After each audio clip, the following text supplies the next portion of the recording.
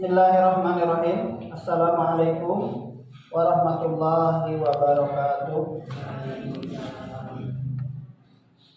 Bismillah, alhamdulillah, wassalatu wassalamu ala rasulillah sayyidina Muhammadi wa mawala, la hawla wa la quwwata illa billah. Asyhadu an la ilaha illallah wa asyhadu anna Muhammadar rasulullah la nabiyya ba'dah. Puji dan syukur marilah kita panjatkan kehadirat Allah Subhanahu wa taala yang telah melimpahkan berbagai macam kenikmatan kepada kita semua. Salawat beserta salam semoga selalu terlimpah curahkan kepada junjungan kita Habibana wa Nabiyana Muhammad sallallahu alaihi wasallam. Bapak Kepala Sekolah dan juga rekan-rekan guru yang saya hormati, saya ucapkan terima kasih selaku moderator pada kesempatan ini atas kesempatannya bisa mengikuti kegiatan diseminasi budaya positif dari rekan kita yaitu Bapak Nurholis Mujahidin dalam rangka kegiatan CGP atau Pendidikan Guru Penggerak Angkatan 11. Mudah-mudahan nanti apa yang disampaikan beliau bermanfaat bagi kita semua. Allahumma amin. Sebelum acara dimulai, saya akan menyampaikan susunan acara yang akan kita lalui bersama. Yang pertama yaitu pembukaan, yang kedua sambutan dari Bapak Kepala Sekolah. Kemudian yang ketiga nanti penyampaian materi diseminasi. Kalau ada yang mau bertanya silahkan nanti pada kegiatan itu langsung. Kemudian yang selanjutnya yaitu doa atau tutup. Baik, untuk mengefektifkan waktu kita memasuki acara yang pertama yaitu pembukaan. Mari kita buka acara ini dengan mengucapkan basmalah bersama-sama. Bismillahirrahmanirrahim. Dilanjutkan kepada acara yang kedua yaitu sambutan Bapak Kepala Sekolah. Kepada yang berhormat Bapak Muhammad Surya kami persilakan.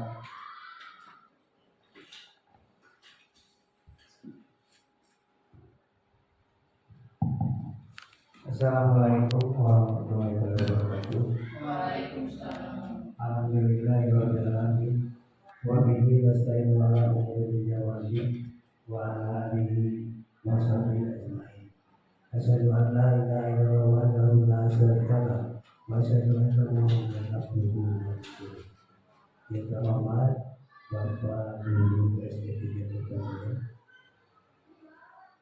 Dalam rangka mungkin pada hari ini akan diadakannya diseminasi budaya positif yang akan dibawakan oleh Bapak Nurholis. Itu sebagai syarat utama mungkin ya untuk mengikuti CGP angkatan ke-11. Karena itu saya selaku yang dituakan di SD 3 Bekasi ini, mudah-mudahan Bapak Nurholis ini dalam melaksanakan tugasnya ya diberikan kelancaran, diberikan kesehatan, dan mudah-mudahan apa yang dicita-citakan oleh Bapak Nurholis ini tercapai. Maka hari ini tanggal 27 ya, tadinya mau yang kemarin tapi ada ada rapat ini saya tidak bisa melakukan.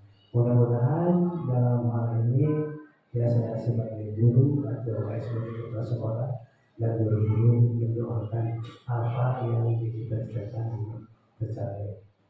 Yang salawat dan salam ya mudah-mudahan dicurahkan kepada junjungan kita di mana Muhammad kepada keluarganya, pada sahabatnya, dan kepada kita semua.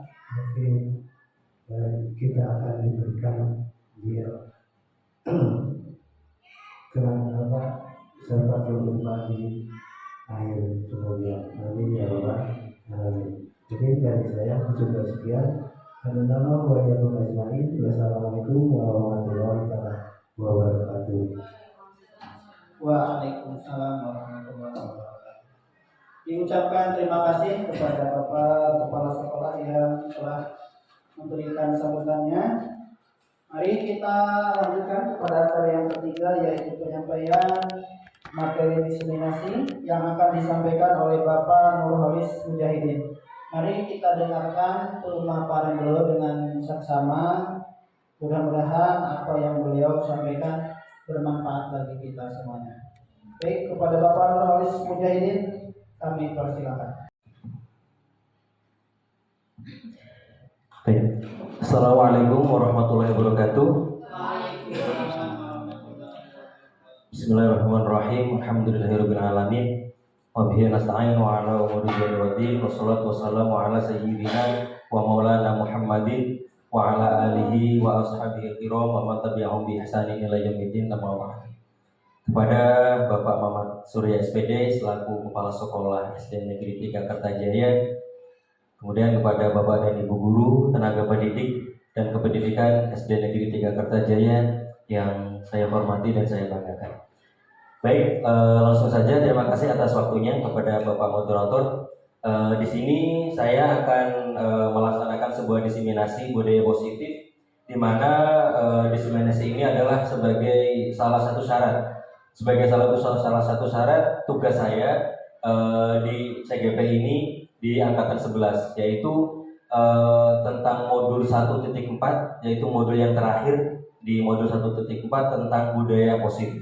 Namun sebelum saya mau memaparkan tentang budaya positif ini, mungkin dari Bapak Ibu ketika mendengar kalimat positif seperti itu, ketika mendengar kalimat positif atau budaya positif itu, menurut persepsi Bapak Ibu seperti apa? Mungkin ada yang bisa membantu, atau mungkin budaya positif menurut saya adalah ini, atau hal-hal yang positif yang dilakukan di sekolah menurut saya adalah ini. Mungkin silakan ada yang bisa membantu. Bu Seli,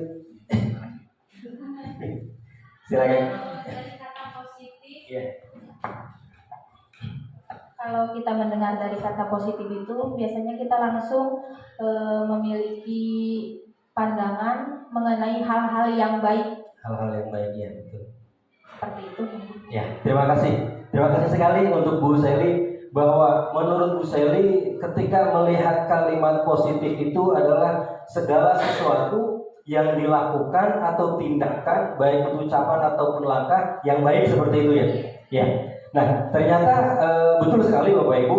Jadi budaya positif adalah perwujudan dari nilai-nilai atau keyakinan universal yang ada di sekolah ini kalau kita berbicara tentang lingkungan sekolah. Jadi yang digarisbawahi di sini adalah nilai-nilai atau keyakinan. Nah, keyakinan di sini yang akan menjadi garis bawah kita, bahwa budaya positif atau hal-hal yang positif itu adalah sesuatu yang menjadi keyakinan dalam diri kita, seperti itu. Kemudian lanjut lewat.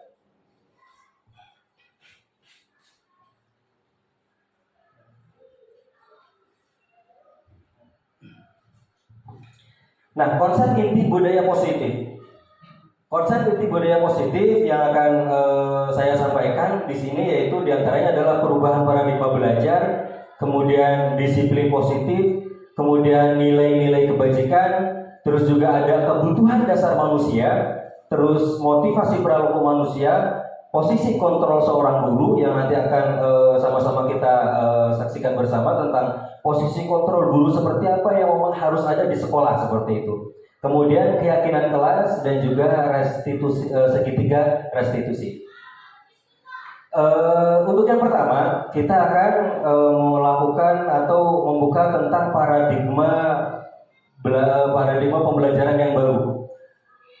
Mungkin pembelajaran dengan paradigma lama sudah sering kita saksikan bersama bahwasanya pendidikan dengan paradigma lama itu pendidikan yang berpusat terhadap guru. Jadi peserta didik itu terlalu fokus terhadap guru, bisa dikatakan sebagai strategi tester center Taiwannya.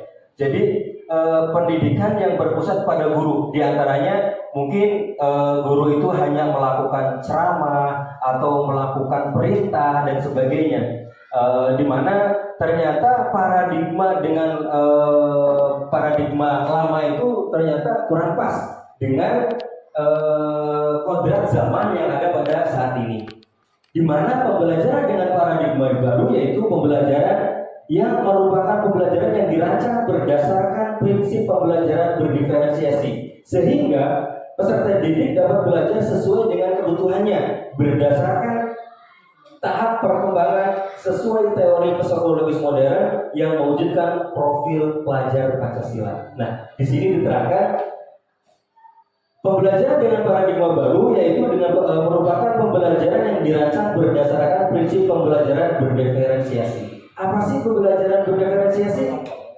Pembelajaran berdiferensiasi adalah pembelajaran yang peserta didik itu mempunyai kebutuhan yang berbeda-beda. Jadi di dalam satu kelas itu kodrat anak itu berbeda.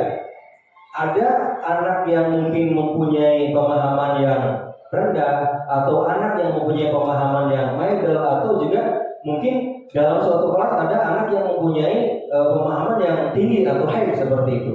Nah, di situ kita harus bisa memposisikan diri kita sebagai guru, memposisikan media pembelajaran yang pas bagi anak tersebut. Ini yang dinamakan adalah pembelajaran berdiferensiasi. Kemudian dengan kebutuhan berdasarkan terhadap perkembangan sesuai dengan psikologis modern, yaitu untuk mewujudkan yang endingnya adalah mewujudkan profil pelajar Pancasila. Apa sih profil pelajar Pancasila? Profil pelajar Pancasila itu ada 6. Untuk yang pertama yaitu beriman bertakwa terhadap Tuhan Yang Maha Esa. Jadi kita menciptakan peserta didik menjadi peserta didik yang beriman, terus bertakwa kepada Tuhan Yang Maha Esa. Kemudian berkebinekaan global, terus juga ada gotong royong, terus kreatif, terus berpikir kritis dan juga mandiri. Maksudnya di sini mandiri adalah anak di dalam kelas itu bisa mandiri, mengekspresikan diri dan juga bisa berkreasi di dalam kelas itu. Jadi tidak hanya anak itu diperintahkan oleh guru. Di dalam kelas itu anak tidak hanya dituntut untuk selalu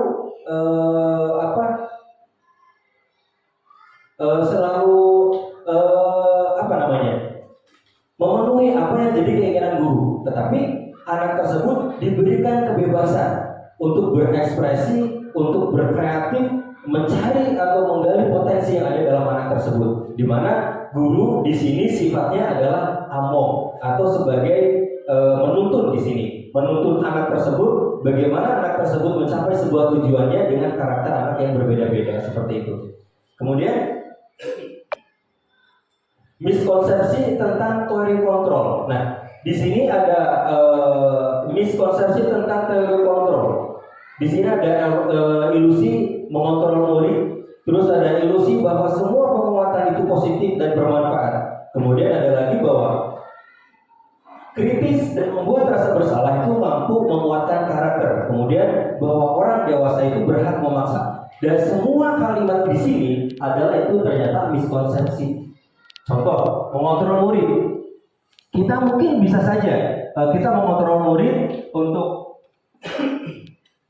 kita memerintahkan seorang murid bahwa coba ketika di dalam kelas teh ngigandeng, mau di dalam kelas ngigandeng. Terus mungkin hanya beberapa saat anak itu bisa ibaratnya patuh, anak itu bisa tenang, anak itu bisa nurut terhadap apa yang dikatakan oleh guru. Tapi ternyata kalimat seperti itu adalah miskonsepsi. Jadi bisa saja anak tersebut melakukan tindakan tidak ramai di dalam kelas itu karena ada ketakutan, karena mempunyai rasa takut dimarahi oleh guru. karena merasa anak tersebut akan merasa bersalah seperti itu. Yang pada akhirnya anak tersebut motivasi anak tersebut untuk tidak melakukan kesalahan itu adalah dari eksternal, bukan dari pribadinya, tapi karena ada rasa takut dimarahi oleh guru. Berbeda halnya ketika seumpama anak tersebut tenang di dalam kelas itu karena mempunyai keyakinan. Dan kembali lagi terhadap keyakinan tadi yang sudah saya sampaikan. Kembali ke keyakinan bahwa keyakinan dalam diri sendiri bahwa saya ingin menjadi siswa yang menghormati satu sama lain. Nah, kalau mempunyai keyakinan tersebut, anak tersebut tidak melakukannya ramai di dalam kelas itu bukan karena orang lain, bukan karena eksternal, tapi dalam diri sendiri. Jadi dalam diri sendiri sudah tumbuh keyakinan bahwa saya di dalam kelas tidak ramai itu karena ingin menghormati yang lain, seperti itu. Nah, di sini juga sama bahwa kritik dan membuat rasa bersalah juga mampu menguatkan karakter. Sama, di sini juga sama bahwa kadang suatu anak dihardik dan sebagainya, kadang anak pada saat itu bisa saja nurut, ya, anak bisa saja nurut, tapi dalam beberapa hari kemudian, mungkin ketika itu sudah tidak menjadi sebuah motivasi dalam dirinya, anak tersebut bisa saja melakukan hal yang sama kembali, seperti itu. Terus kemudian mengubah paradigma stimulus respon ke pendekatan teori kontrol. Nah, di sini realitas kebutuhan kita itu sama. Kemudian teori kontrol tentang dunia yang benar adalah realitas kebutuhan semua manusia itu sangat berbeda. Jadi setiap anak atau setiap manusia itu mempunyai kebutuhan yang berbeda-beda. Nah, nanti kebutuhan apa saja yang nanti akan diterangkan di slide-slide berikutnya tentang 5 kebutuhan manusia. Kemudian perilaku buruk dilihat sebagai suatu kesalahan.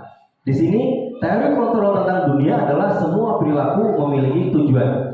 Nah, di sini kita juga tidak dibenarkan ketika melihat suatu murid, melihat suatu peserta didik, ketika peserta didik melakukan kesalahan atau melakukan hal-hal buruk itu, kita menjudge bahwa peserta didik itu langsung salah. Itu tidak bisa. Jadi, kenapa? Karena semua perilaku itu memiliki tujuan atau semua perilaku itu mempunyai alasan. Contoh, ketika di dalam suatu kelas, contoh di kelas 3 mungkin Bu Aul ketika Bu Aul ditinggal ke kantor sebentar, ternyata ada salah satu siswa si A mungkin mencontek terhadap pembelajaran si B. Hasil dari si B ternyata itu dicontek sama si A. Dan itu setiap kali pembelajaran ketika ada sebuah pekerjaan rumah, si A selalu mencontek terhadap si B. Nah, si B karena merasa tidak terima, kemudian si B itu langsung tidak terima dengan menghentak atau mungkin menggebrak meja dan menyalahkan seperti itu. Nah, di sini bisa dikatakan bahwa si B belum tentu salah, walaupun pada kenyataannya itu adalah perilaku yang salah karena mungkin menghentak si A seperti itu. Nah, di sini semua perilaku itu pasti mempunyai tujuan. Ya, seperti itu. Kemudian disiplin positif. Nah, tadi Bu Sally sudah menerangkan tentang kalimat positif. Jadi kalimat positif itu adalah suatu kalimat atau tindakan atau perbuatan yang dilakukan dalam hal yang baik-baik seperti itu ya. Nah, di sini tentang disiplin positif. Disiplin itu berasal dari kata disiplina yang artinya adalah belajar. Disiplin mengacu pada disiplin diri yang memiliki tanggung jawab terhadap apa yang dilakukan berdasarkan nilai-nilai yang diyakini. Kembali lagi bahwa di sini adalah nilai-nilai yang diyakini. Kemudian disiplin positif merupakan salah satu cara penerapan disiplin yang bertujuan untuk menumbuhkan kesadaran serta memberdayakan peserta didik tanpa imbalan, penghargaan, reward, ancaman, dan hukuman. Jadi kalimat disiplin yang mempunyai nilai-nilai yang diyakini itu ketika peserta didik melakukan sesuatu itu karena kesadaran diri, bukan karena imbalan atau mungkin ancaman atau hukuman seperti yang tadi sudah disimulasikan ketika ada seorang peserta didik melakukan hal-hal baik. Contoh, peserta didik ketika mengerjakan PR di rumah, ketika mengerjakan PR di rumah itu karena tanggung jawab, karena nilai-nilai yang diyakini, atau karena imbalan atau ancaman. Bisa saja salah satu peserta didik mengerjakan tugas itu karena takut dimarahi, karena takut besok ketika belum mengerjakan takut dimarahi oleh guru kelas, atau ada suatu imbalan. Ketika saya mengerjakan ini, terus besok saya mendapatkan reward, dapat penghargaan dari guru kelas, mau dikasih S dan sebagainya. Nah, ternyata imbalan, penghargaan, dan ancaman ini adalah bukan merupakan hal yang positif. Dan hal positif itu adalah nilai-nilai yang diyakini, yang tumbuh dari diri sendiri. Seperti itu. Next slide. Jadi, sebagai pendidik, tujuan kita adalah mewujudkan murid yang memiliki disiplin diri sehingga mereka berperilaku mengacu kepada nilai-nilai kebajikan universal dan memiliki motivasi intrinsik dalam perubahan perilaku ke arah yang lebih baik. Kembali lagi, bahwa motivasi intrinsik ini, motivasi dalam diri sendiri itu yang akan menjadi keyakinan, untuk melakukan yang namanya budaya positif. Terus nilai-nilai kebajikan. Apa sih nilai-nilai kebajikan? Nilai-nilai kebajikan adalah nilai yang disepakati bersama, terlepas dari suku bangsa, agama, bahasa maupun latar belakangnya. Next. Nah, di sini ada contoh-contoh nilai kebajikan insting sosial atau organisasi.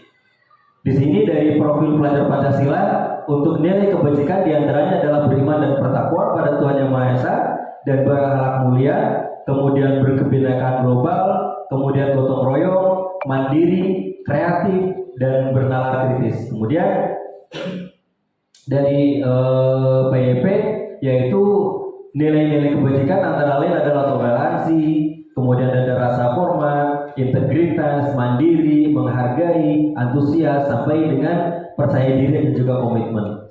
Bukan hanya profil pelajar Pancasila dan PYP saja yang mempunyai nilai-nilai kebajikan.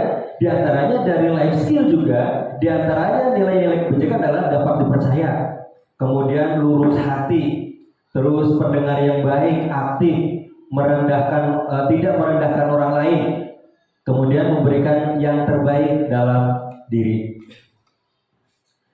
Nah, di sini motivasi perilaku manusia. Motivasi perilaku manusia bisa saya gambarkan ada 3. Yang pertama yaitu untuk menghindari ketidaknyamanan, atau di sini adalah takut mendapatkan hukuman. Kemudian untuk mendapatkan imbalan atau penghargaan dari orang lain. Nah, untuk menghindari ketidaknyamanan atau menghindari hukuman dan untuk mendapatkan imbalan, ini adalah motivasinya adalah motivasi ekstrinsik, yaitu motivasi yang lahir dari luar. Maksud motivasi dari luar adalah, saya ingin berangkat lebih awal. Takutnya nanti ketika kebetulan sekarang adalah jam olahraga.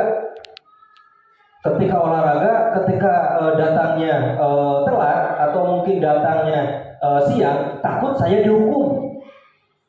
Jadi saya berangkatnya mau gasik.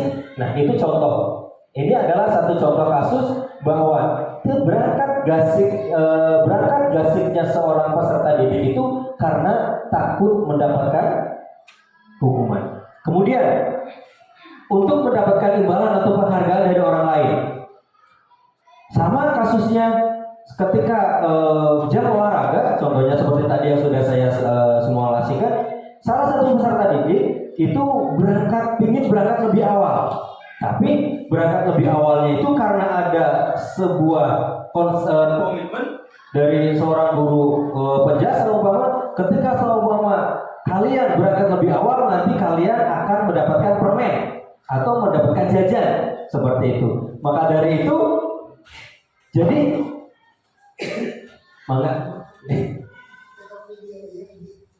jadi peserta didik itu berangkat gasiknya seorang peserta didik itu karena ingin mendapatkan imbalan atau ingin mendapatkan penghargaan. Dan motivasi itu adalah motivasi ekstrinsik. Jadi motivasi dari luar. Nah, seharusnya seperti apa? Untuk menjadi orang yang mereka inginkan dan menghargai diri sendiri dengan nilai-nilai yang mereka percaya. Nah, disinilah motivasi intrinsik. Jadi seorang peserta didik ingin berangkat lebih awal. Itu bukan karena takut mendapatkan hukuman, bukan juga karena ingin mendapatkan ciki ataupun permen, tapi karena peserta didik itu ingin menjadi orang yang mereka inginkan, yaitu ingin menghargai diri sendiri dan juga ingin menerapkan nilai-nilai yang mereka percaya. Nah, kembali lagi, nilai-nilai yang mereka percaya adalah nilai-nilai yang mereka yakini. Jadi mereka yakin bahwa saya berangkat lebih awal itu bukan karena orang lain, tapi karena saya menghargai diri saya sendiri dengan nilai-nilai yang memang saya yakini, seperti itu. Kemudian di sini ada hukuman, ada konsekuensi, dan ada restitusi. Apa sih hukuman? Hukuman adalah bersifat tidak terencana atau tiba-tiba. Jadi tidak ada kesepakatan sebelumnya bahwa ketika kamu melanggar dan sebagainya, terus kamu akan dihukum seperti ini. Tidak ada. Ketika tidak ada peraturan sebelumnya, terus kemudian mendapatkan suatu tindakan, ini namanya hukuman yang memang tidak terencanakan. Kemudian murid tidak tahu apa yang akan terjadi atau tidak dilibatkan. Kemudian hukuman itu bersifat satu arah, kemudian berupa hukuman fisik atau psikis. Konsekuensi ini cenderung terencana, ya. Konsekuensi ini cenderung terencana dan disepakati sesuai dengan aturan. Kemudian murid tetap dibuat tidak nyaman, kemudian sikap guru selalu memonitor murid. Nah, di sini konsekuensi adalah terencana yang disepakati. Nanti akan kita sama-sama belajar tentang kesepakatan kelas, di mana nanti di sini adalah mencakup tentang itu. Kemudian restitusi, yaitu proses menciptakan kondisi bagi murid untuk memperbaiki kesalahan. Kemudian proses kolaboratif yang mengajarkan murid untuk mencari solusi sendiri. Next slide. Kebutuhan dasar manusia. Kebutuhan dasar manusia adalah sesuatu yang kita lakukan untuk mendapatkan apa yang kita inginkan. Seluruh tindakan yang kita lakukan memiliki tujuan tertentu, dan semua usaha terbaik yang kita lakukan adalah dalam rangka agar kebutuhan dasar kita itu terpenuhi. Nah, kebutuhan dasar manusia, coba saya ingin ada yang membantu menjawab. Kita hidup itu pasti memiliki sebuah kebutuhan, apapun itu. Coba saya ingin silakan salah satu Bu Aul, kebutuhan yang Bu Aul inginkan dalam dunia ini, coba sebutkan. Apa saja? Kebutuhan Bu Aul sebagai manusia yang dibutuhkan Bu Aul dalam hidup, apa saja? Makan, minum, uang. Udah. Yang lain, coba Burat. Apa yang dibutuhkan di Burat dalam dunia ini? Bukan tidak berbicara di sekolah, tapi di dunia. Ya, selain makan, minum, terus uang. ya kemungkinan ya HP juga. HP, iya. Pokok itu. Kemudian, iya. Silakan. Kebutuhan ya. Kebutuhan manusia, ya kebutuhan Bu Sally dalam hidup, dalam dunia ini. Kasih sayang dan perhatian. Kasih sayang. Kasih.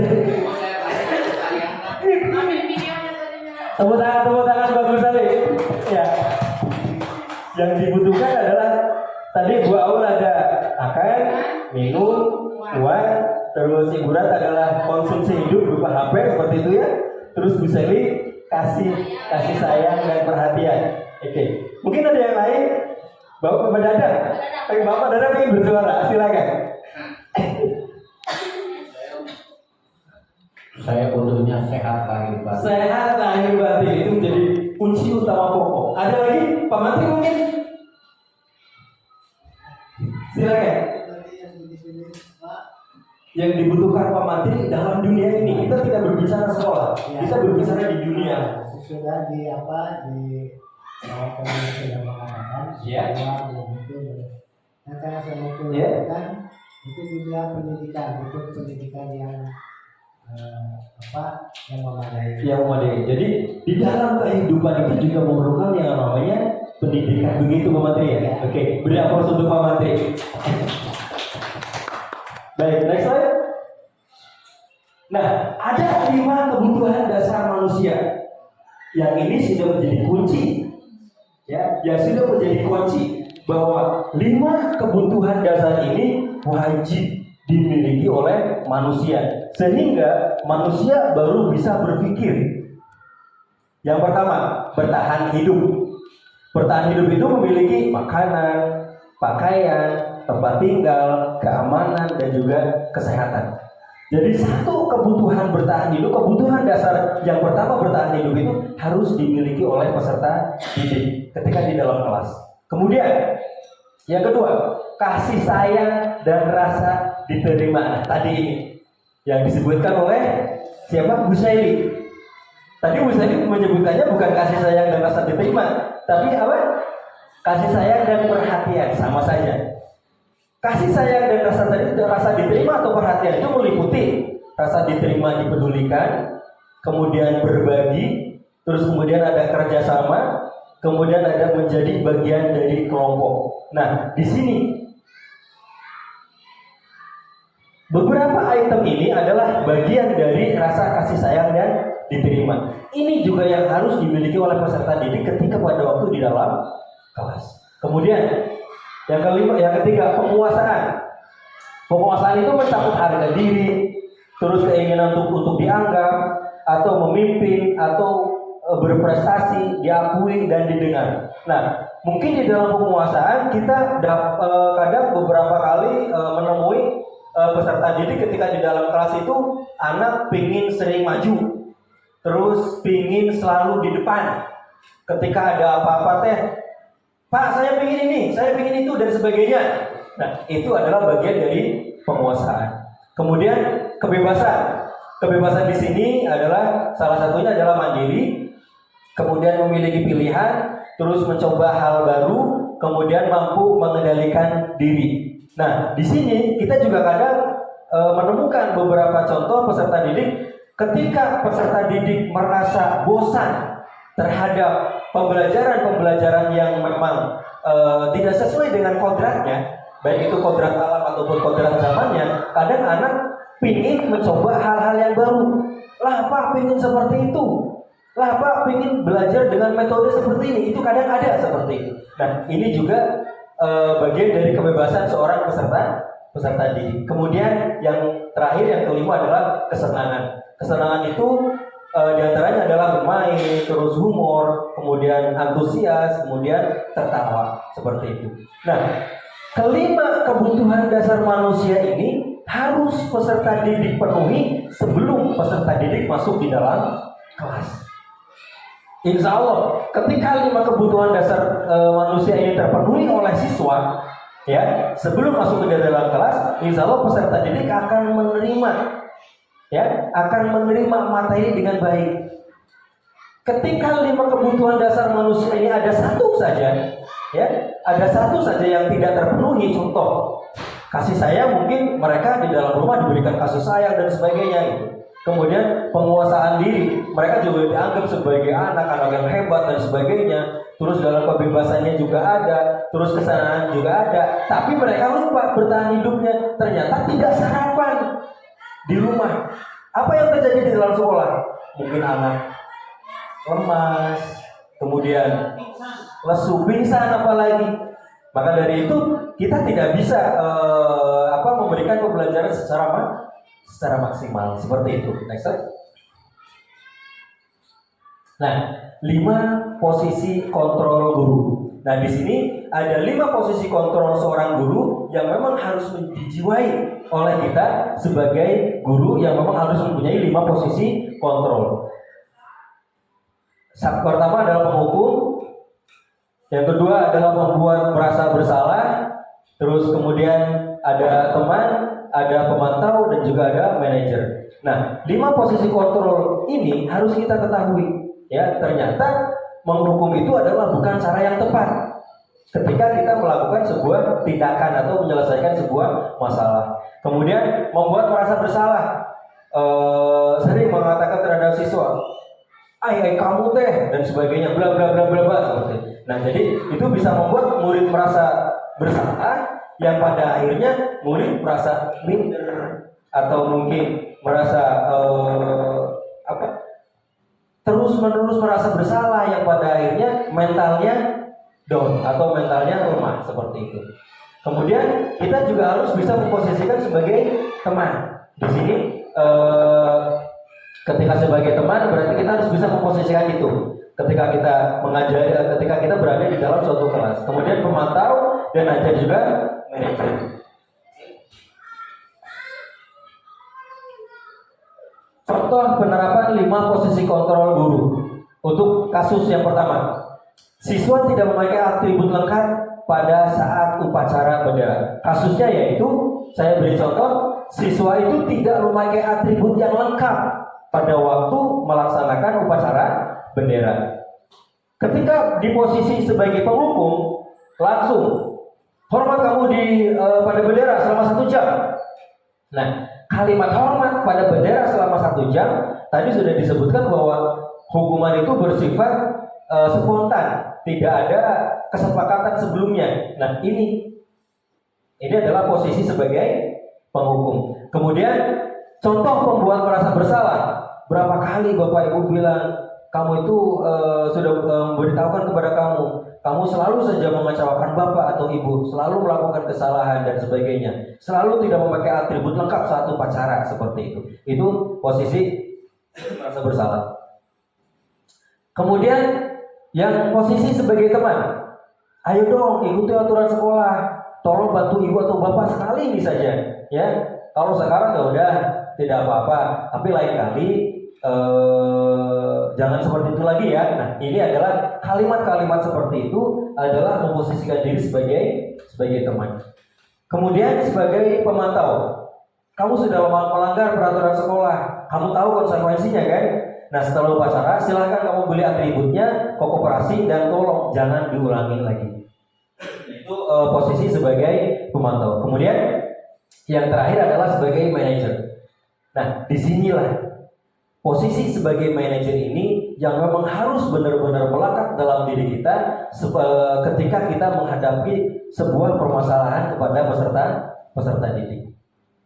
Apakah kamu tahu kesalahanmu? Kira-kira bagaimana? Terus kamu akan memperbaikinya, kamu akan memperbaiki kesalahanmu atau tidak? Bagaimana cara kamu untuk memperbaiki? Jadi anak itu langsung keluar. Oh iya, saya nanti akan seperti ini Pak. Terus saya akan bersiap-siap di dalam rumah supaya atribut-atribut saya tidak ketinggalan. Nah, itu jadi ada kesadaran dalam peserta didik, bukan dituntut atau dimaki oleh seorang guru seperti itu. Slide. Kemudian saya akan bertanya kepada Bapak dan Ibu semuanya, ada salah satu contoh kalimat seperti ini. Saya kecewa sekali dengan kamu. Nah, menurut gambaran yang tadi, kalimat saya kecewa dengan kamu itu masuk posisi kontrol yang mana? Membuat rasa bersalah. Jadi ketika saya kecewa sama kamu, langsung diem, merasa bersalah, cici, dan sebagainya, yang pada akhirnya membuat mental down seperti itu. Kemudian, apa rencanamu untuk menyelesaikan masalah ini? Sebagai manajer, betul sekali. Selanjutnya, ayolah lakukan dengan Bapak dan Ibu ya.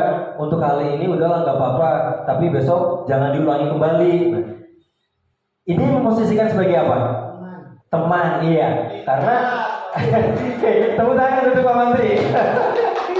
Memposisikan diri sebagai teman, ya. Ayolah lakukan demi Bapak dan Ibu. Untuk kali ini bolehlah. Untuk kali ini, tapi besok jangan diulangi lagi. Untuk besok lebih disiplin lagi dan sebagainya. Itu memposisikan sebagai teman. Kemudian keyakinan kelas. Nah, Kita tadi berbicara luas sekali tentang keyakinan. Sekarang keyakinan kelas. Mengapa keyakinan kelas bukan peraturan kelas? Ada yang bisa menjelaskan? Mengapa keyakinan kelas? Siapa? Dan coba siapa yang akan membantu saya untuk menjelaskan antara keyakinan dan peraturan? Pak Iwan? Boleh, silakan. Silakan Pak Iwan. Mengapa bunyinya adalah keyakinan kelas, bukan peraturan kelas? Kalau peraturan kelas mungkin dengan paradigma belajar yang lama seperti itu. Sedangkan ini sedang menerapkan dengan metode pembelajaran dengan paradigma yang baru seperti itu. Silakan. Terima kasih atas kesempatannya. Saya akan mencoba menjawab mengapa keyakinan kelas bukan peraturan kelas. Ini mohon maaf kalau ada salah, mohon dikoreksi ya. Ya, siap. Tidak ada yang salah Pak Iwan, santai saja. Nah, di sini keyakinan kelas. Nah, di sini dalam proses keyakinan kelas, jadi itu merupakan komunikasi dua arah antara termotivasi dalam diri sendiri. Jadi peserta didik itu digali untuk mempunyai keyakinan atau untuk mempunyai motivasi intrinsik untuk tumbuh. Ketika pada waktu saat peserta didik melakukan kesalahan, akan terdapat motivasi dalam diri sendiri untuk memperbaikinya seperti itu. Jadi memperbaiki itu bukan karena akan mendapatkan hukuman kembali atau akan mendapatkan teguran, tapi karena termotivasi dalam diri sendiri untuk memperbaiki sebuah kesalahan itu. Kemudian murid akan diberi pertanyaan bermakna untuk memunculkan motivasi secara intrinsik. Kemudian mampu mengaitkan keyakinan dengan tindakan yang salah. Contohnya, apa keyakinan kelas yang sudah kita buat atau yang kita lakukan? Kemudian nilai apa yang sudah kita sepakati bersama? Terus seperti apa gambaran ideal kelas kita? Kemudian kamu ingin menjadi orang yang seperti apa? Nah, jadi kita gali kalimat-kalimat peserta didik yang pada akhirnya muncul motivasi intrinsik untuk melakukan sebuah memperbaiki kesalahannya.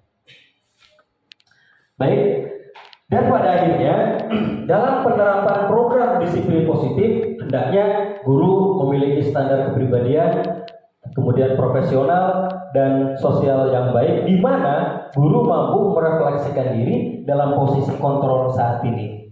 Bagaimana perjalanan dirinya sebagai among atau sebagai manajer yang menuntun murid-muridnya menjadi insan yang mandiri, merdeka, dan bertanggung jawab sesuai dengan standar nasional pendidikan. Slide. Terima kasih. Mungkin itu saja yang bisa saya sampaikan kepada Bapak dan Ibu semuanya. Mudah-mudahan apa yang saya paparkan tentang budaya positif ini secara perlahan bisa kita laksanakan dalam sekolah ini untuk menuju sekolah yang lebih baik kembali. Mungkin itu saja yang bisa saya sampaikan. Assalamualaikum warahmatullahi wabarakatuh. Waalaikumsalam warahmatullahi wabarakatuh.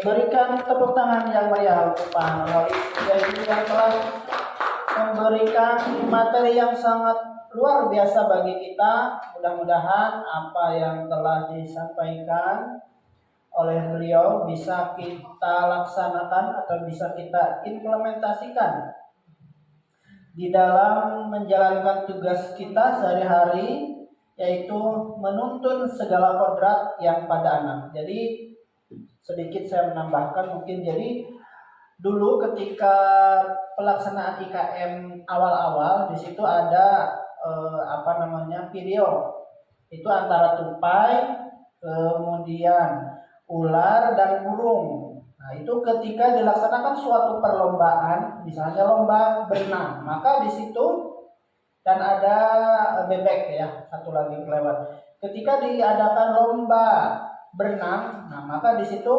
yang akan menjadi juara atau tupai tidak mungkin menjadi juara ya. Tapi tupai itu kan tidak bisa berenang, bisanya naik pohon memanjat. Nah, di situ itulah merupakan keanekaragaman peserta didik kita. Jadi kita tidak bisa memaksakan peserta didik masing-masing sesuai apa yang kita kehendaki. Nah, mungkin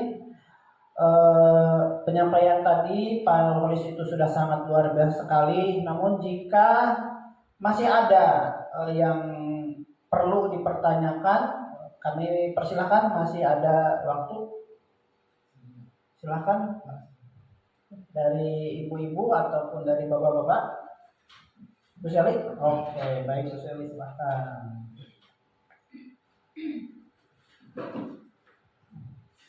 Ya, terima kasih untuk waktunya kepada saya untuk ada hal yang ingin saya diskusikan bersama atau tanyakan kepada Pak Nurholis mengenai tadi kan kemampuan setiap siswa itu pasti berbeda-beda.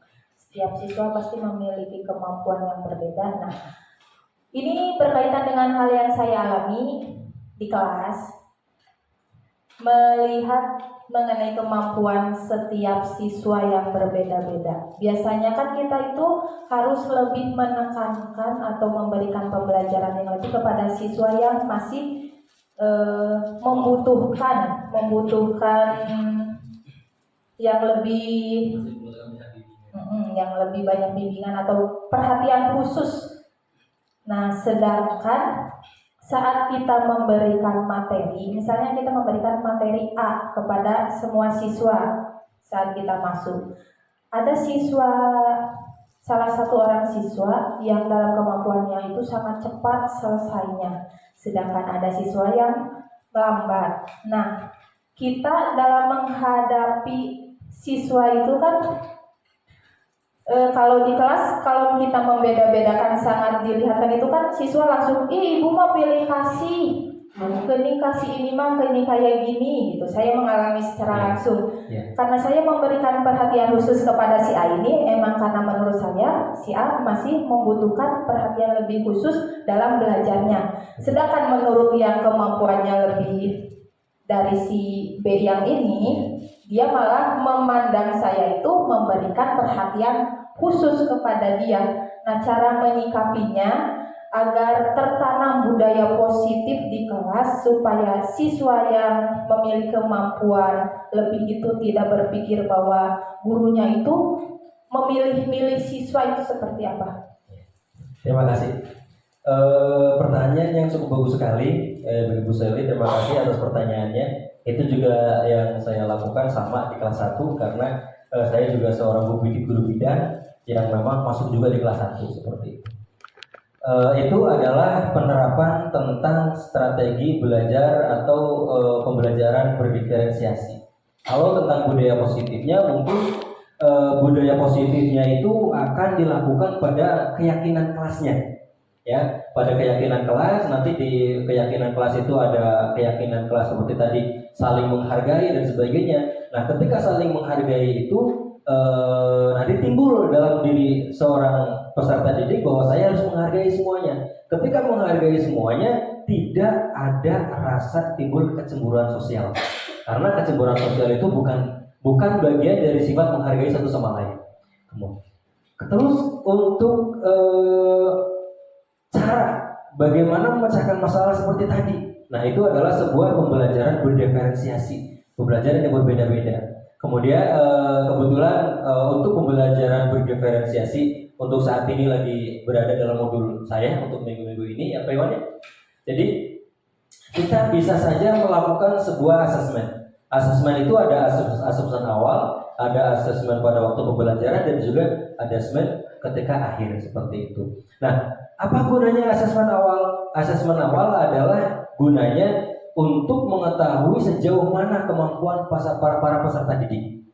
Yang nantinya peserta didik ini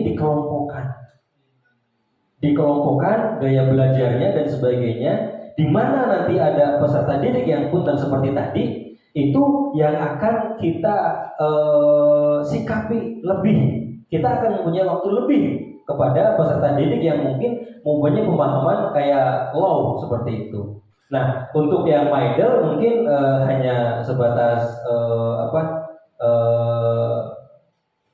monitoring dan sebagainya. Apalagi kepada pemahaman yang high seperti itu bisa saja kita hanya sebagai pemantau. Tapi ketika pemahaman yang low seperti yang memang benar-benar membutuhkan bimbingan yang khusus, ini memang nanti di kelompok-kelompok tersebut yang tidak terlalu muncul kacirinya bayawannya tepati kaciri teuing bahwa kita berpihak kepada kelompok tersebut. Jadi modelnya adalah dibagi sebuah pengelompokan seperti itu.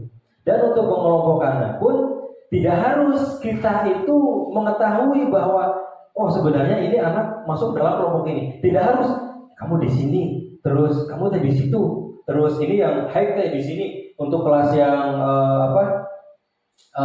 yang pintar-pintar tugasnya ini semua. Terus yang kelas middle atau menengah tugasnya ini. Terus tugas yang low tugasnya lebih sedikit. Itu tidak dikelompokkan seperti itu. Tapi cara memperlakukan kita seperti itu. Cara memperlakukannya.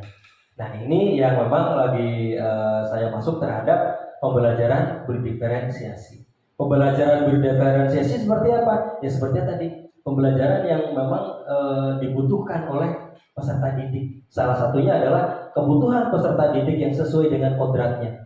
Ada kodrat peserta didik itu berbeda-beda. Ada yang mempunyai pemahaman lebih atau 1 kali 2 kali langsung paham atau langsung hafal. Ada yang sampai 10 kali itu hafal gitu. Mungkin seperti itu jawaban sementara dari saya.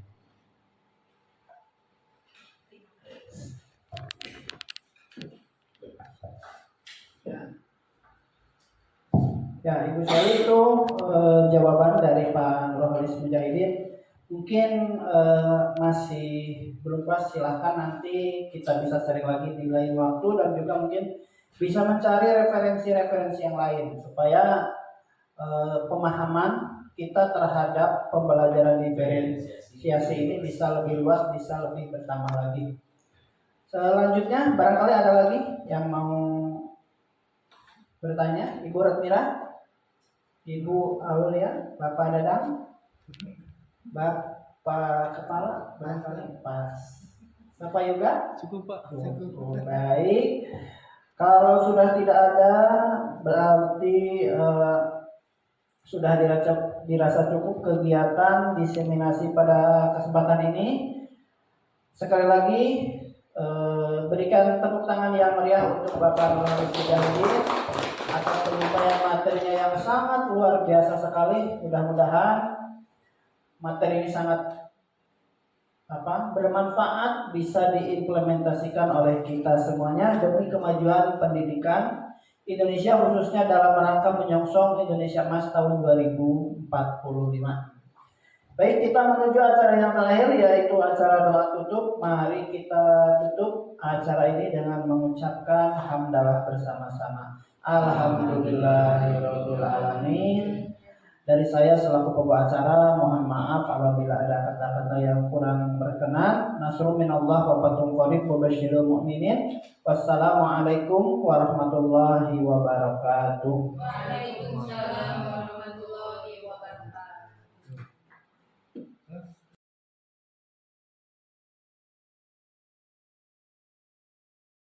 Izwan, tadi Bapak dengar dari ketua kelas katanya Izwan habis berantem ya sama Dika. Iya Pak, habis kesel nih ke Dika. Kesel kenapa? Dika terus-menerus mencontek hasil pekerjaan saya. Oh begitu. Ya wajar lah kalau Izwan marah dan kesel. Jika Bapak berada di posisi Izwan juga tidak menutup kemungkinan Bapak akan melakukan hal yang sama. Nih, lalu apa yang Izwan lakukan ke Dika? Saya marah-marah Pak. Lalu saya memaki-maki Dika dan pas sadar saya mengebrak badannya Dika Pak. Oh begitu. Pasti Izwan melakukan hal seperti itu ada alasannya kan? Iya lah Pak, masa saya diam saja. Kan saya sudah bersusah payah mengerjakan soal. Tapi Dika malah seenaknya saja mencontek hasil pekerjaan soal saya Pak. Oh, ya wajar lah ketika Izwan marah dan kesel karena Dika sudah sering mencontek pekerjaan Izwan. Namun Bapak juga apresiasi, Bapak menghargai tindakan Izwan yang tidak melakukan hal yang lebih daripada itu. Contoh kayak memukul atau hal yang lain sebagainya. Namun coba sekarang kita pikirkan, tindakan Izwan sampai dengan menggebrak meja itu sudah sesuai dengan keyakinan kelas tidak? Tidak, Pak. Tidak. Tindakan keyakinan kelas apa yang sudah Izwan langgar? Saling menghormati antar teman. Kalau saling menghormati antar teman itu menurut Izwan penting tidak? Sangat penting, Pak. Sangat penting. Baik, kalau menurut Izwan menghormati teman itu sangat penting, jadi keyakinan kelas apa yang akan Izwan perbaiki pada saat Izwan marah? Saya akan lebih bersabar. Jika saya marah, saya akan mengontrol emosi saya. Jika ada teman yang menyontek, saya akan melapor kepada guru atau wali kelas. Berarti Izwan bersedia untuk memperbaikinya. Sangat bersedia, Pak. Ya, jadi nanti ketika ada teman yang mencontek kembali atau mungkin ada masalah di dalam kelas, Izwan melapor saja ke wali kelas atau ke guru kelas, jangan melakukan keributan di kelas. Izwan siap memperbaiki? Siap, Pak. Ya, silakan kembali ke kelas. Ya, Pak. Terima kasih. Assalamualaikum warahmatullahi wabarakatuh. Perkenalkan, nama saya Izwan dari kelas 6. Saya senang sekali diajak berdiskusi oleh Pak Nurholis untuk dapat mengendalikan diri dari amarah karena perilaku teman sekelas saya. Saya harus banyak belajar, bersabar, dan mendapat menghormati teman-teman di kelas saya.